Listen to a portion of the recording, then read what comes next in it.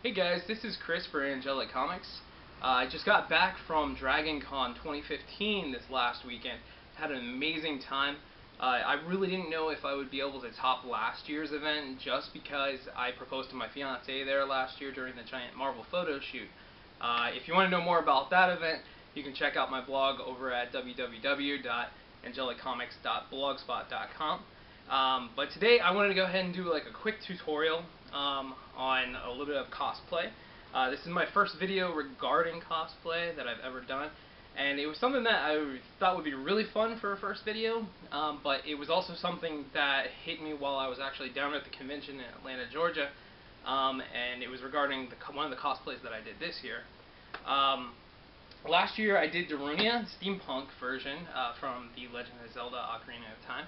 And that was a great costume. I had a great time walking around in it. A lot of people wanted to get their pictures taken with me, and it was really intimidating this year to think of something that might top the weight and the heft of that costume that I brought.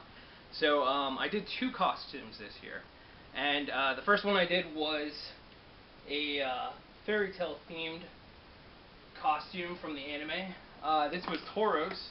I did him with the perverted eyes, and my fiance walked around as Lucy. We had a lot of fun with that.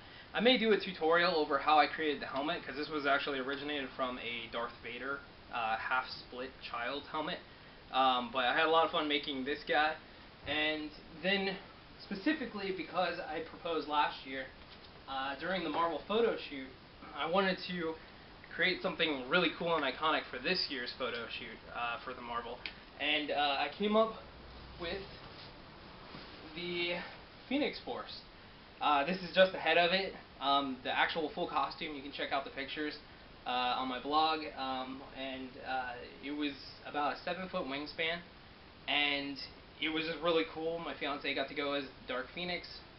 And one of the things that you notice from all the pictures that you see of Jean Grey is that when she's possessed by the Phoenix Force, there's that giant bird statuesque behind her in all those photos. It's very iconic, and so I wanted to recreate that imagery just in person, because I've never seen anybody actually do the Phoenix Force, but I have seen people go as phoenixes. So I had to be very careful not to actually create just a bird, but I wanted to create the bird that a lot of people could kind of recognize. So mishmashing those two costumes together, we got a great response from all the people. If you are one of them, that's all us. Thank you so much for your support. I got a lot of encouragement on how I put it together, and it was really funny because when I designed the costume, I knew from last year's costume that I had to be mobile. Getting it from photo shoot to photo shoot, I had to actually be able to disassemble that costume and reposition it and put it back together within like 5 minutes time. So with all of my costumes, the very first thing I think of is shoulder pads. I think football shoulder pads would be like the most iconic thing to start off with. Most costumes require hefty shoulders to get that sculpture like physique for most costumes. But giant football pads are expensive, and so I had to come up with something a little bit better, something a little bit easier, maybe a little bit lighter weight, something I could put on myself, not have to worry about my fiance in her Jean Grey costume because she was too busy having her photo taken by herself. So, so what I needed to do was I needed to create a rig, and this is actually what I came up with. And when we left our hotel room the very first time to go put this costume together, I actually had someone stop me and say, hey, can I take a picture of your rig, because it just looks really cool. I wanted to do a giant costume. I didn't know where to start, but it looks like I knew that what I was doing. But in actuality, this was actually a complete something off the top of my head. I thought it might work. It did work for me. And I decided I wanted to make this into something that I can use next year if I want to go ahead and do like another large costume. So I got stopped a few times, asked about it, so this is the tutorial that I'm going to talk about, is this rig right here and how I created it. So it might not look like much at first. It's actually very portable. It'll sit behind a car seat. You can put this in the trunk. But what this actually started off with was a bike rack.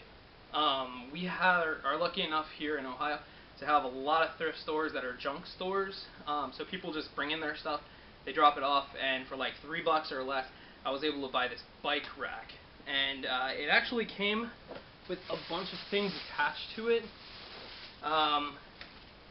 It wasn't really recognizable at first. There were like these rubber straps. I had these weird clinkety clanks, and on the tips right here, where this plastic changes color, there were these little caps that I had to actually remove. It was really easy to remove them. They were just screws, so any any type of screwdriver will do for that. But what's really cool about this is that it's got these locking mechanisms on the side. Most of them do. They're very generally the same, and you can actually open it up and it locks in place. And the way I wore it was I would actually sit it like this, or I would make it a little bit tighter down here, and it would sit on my shoulders. And it was actually fairly comfortable. It's already got the squishy padding on the front and the back. I wouldn't recommend wearing it 2 days in a row, because on the second day my chest was really starting to hurt. But you can make it as tight. You can adjust this, and you can make it as tight as you want, or as loose as you want, which is what's great about it. So really, the question is, what did I do to it to actually change it? I removed everything from the bike rack. So I took off all the rubber piecings, all the screw-ins, some of the straps. There were a few knickknacks here in the middle that were kind of rubbing up against my neck. I just went ahead and used a screwdriver, took those out. But what I added to it was this piece right here.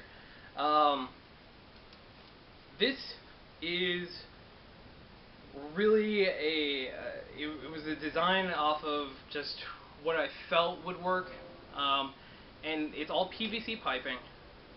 Some of it's glued, some of it's not. The parts that are not, I actually left open so that I could take them apart, add to them, extend this bar out maybe a little bit farther later on if I needed to. But let me go over this real quick, what I did. Because of those little caps that were right here to begin with, I went ahead and removed those, and I still had a little screw slot already made through the metal. So using a Dremel tool, all I did was I added this T-bar right here, this elbow piece, and then I went ahead and drilled a hole into it where I thought it would actually fit kind of snugly. Did a little bit of measuring, a little bit of guessing, and I put a screw in here with a little washer on the end so that it stays on there. So this part is not coming off, and this was just the T-bar. I did the same to this side here, and this part is removable.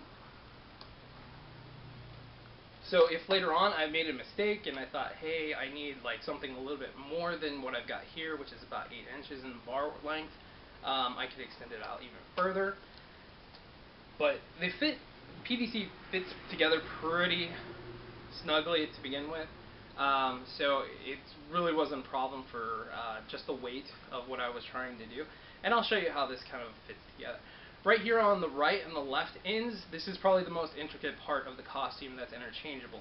I found these PVC screw-ins that actually has a washer in the middle.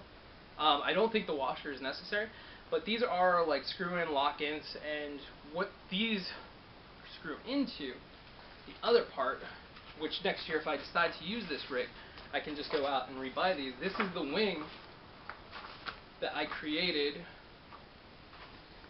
for this costume, and as tricky as it looks to get a hold of, there's a PVC rod that actually goes down here and straight out, but if you can see, this part right here is actually a screw-in piece, and it would screw on, and you can screw it on very tight to the point where you can actually get it off with your hand, and that part would actually screw in to the two sides here. So you just throw it together. It takes about 5 minutes to screw it on. You want to lift it up just so that the weight is proportionate. Make sure that the sides meet really well. And you can add anything. If I wanted to, I could create some arms maybe for next year. If I wanted to do like a Spider-Man that was part spider that had 8 arms, this would be perfect for it. But what I did also up here was I added this extending bar because I needed something for the headpiece of the bird. And on this bird head that I created, you can't see it because it's covered with fabric, but all it is it's a PVC pipe that sticks right in here, and the headpiece sits here, and then you just drape the fabric around the rest of the PVC. So there was no need for the painting. One of the things I wasn't sure about is where I wanted the angle of the bird head, if I wanted it straight out or straight up. The idea was to create the bird so that if people wanted to get their photo taken with it, it would be tall enough to be above their head, so you'd still see the bird frame. I would be hidden behind it, and then people could decide if they wanted to act like they were possessed by the Phoenix Force or not. Well, I decided on having the bird head straight up, but I wasn't quite sure at the time, so what I did is I created a adjustable mechanism here. And all these is I added on 2 more elbow pieces of the T-bars, so I could actually extend here if I wanted to, but this part in the middle is glued in, so this part is actually one piece, so I could put the bird head that wouldn't move. And then I added in these key locking pins, and all these is something I picked up at, I think it was either Lowe's or Home Depot, but there's these pins that have these little keys on them, and these little keys just pop on. They fit on there snug enough that they're not going to fall out, but all you have to do is basically put it in, pop the pin in, lock it, and so I drilled another hole through this with the Dremel tool. So what I can do is I can unlock these pins, pop them out. Some of them are a little bit more snug than others, so it's a little bit trial and error until you get it right. Let me... this one's not being... Well, this guy, because the PVC is on there so hard, sometimes it's kind of hard to pull out these pins. It's something I have to, like I said, this was just a really rough draft on like how I wanted to create this. I was happy with the way it kind of worked. But getting it 100% is actually going to be tricky. But we have our handy tool here, hammer. Let me... Alright, there we go. So, let me disassemble that. So, with taking out these pins, what I'm able to do is I drilled an extra hole here, so now I can move the bird head. So if I wanted to put it straight up, or if I wanted it facing down this way, I can do that because I have different Dremel holes. So I just line it up once I had it, and you can make the Dremel holes just a little bit larger than what you think you might need. You can just pop those guys in just like that, put the key in, and now that's not going to go anywhere. It's very simple, very easy to kind of make. Really, this whole rig cost me less than $10 to make. Finding a bike rack nowadays is actually fairly easy. I think with most thrift stores, you can probably get one for fairly cheap. Just removing everything, really simple. PVC piping, you can buy PVC piping 10 feet for like $2 or $3. Basically deciding on what it is that you want to create, and how you want to create it. You just kind of play around with the idea until you figure something out that would work. But I really liked how this turned out. I was really happy with it. And I'm glad that there were other people out there that actually appreciated the hard work that I put into this, just by looking at it and thinking, hey, that might work for my costume. So that's what I figured this video would be for. I really hope that you enjoyed this video. If you have any questions, feel free to leave me a comment, a like.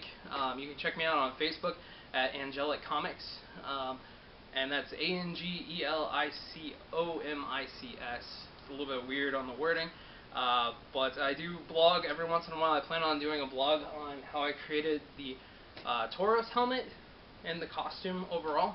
I plan on also maybe blogging a little bit more about the Phoenix costume and how that was created. And I look forward to talking with you guys next time. Thanks for watching.